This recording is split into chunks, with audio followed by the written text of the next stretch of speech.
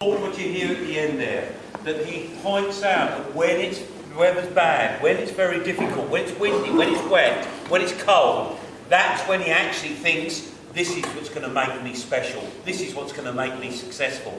Because it's so difficult, he knows that the majority of people will give up. And what's going to make him successful is actually not to give it up. And it's crucial that you appreciate that. It can be applied to exams, and it can be applied to anything. One of the sad things for me is to point out to people, you have to bear in mind that what Johnny does, he trains with the rest of his team when they're playing their moves and everything like that. But where does he go to do his kicking? On his own. Why? Because he doesn't want the distractions of everybody else around him. It's a solitary activity. He has to practice on his own. Exams are the same. You want to get better at exams, it's a solitary activity. You will have to go away and get quiet and make sure you've got no distractions and get tuned in and then do it there. It's important that people understand that getting better at exams will not occur when you're in a classroom full of your mates. I'm afraid it's too difficult and it isn't going to be possible. Now, to finish off, it's called SUPERlearning because the first thing, as you will see today, is S. When you want to be successful, you must have a clear view of what success looks like. For Johnny, it's seeing the ball go between those posts. For you, it's being successful in those exams or whatever it might be. The second part, which is what I've tried to help you with, understand how you learn. Understand what you've got to learn.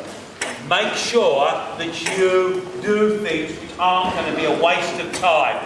Don't do that waste of time revision that we were talking about, that basically you've probably done for many years. Prepare for exams effectively and do it in a way which is personal to you. You've identified, even in a few minutes, that you have got different difficulties and therefore what works for one person won't work for everybody else. You've got to determine that with the help of people around you.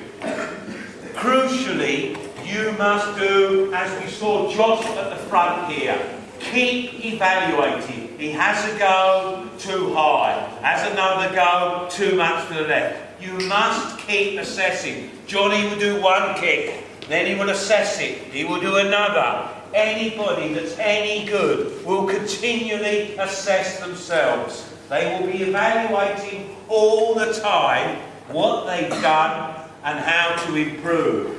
And that's why the last one is making sure that when you are preparing, like Johnny does, gets a big bag of balls and goes away where he's got a place to actually go and kick them over. For you, it's having good resources at home, in a place where you can do the study and actually have the exam papers and the marking scheme. Because the resources that you're going to need will make the difference.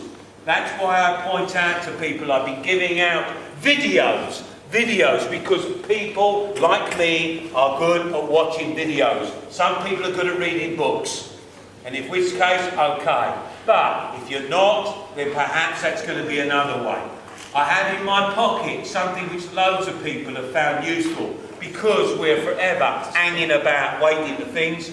Rather than have big pages of questions, you just put them on quiz cards. A card which basically has a question on one side. Your name is? Daniel.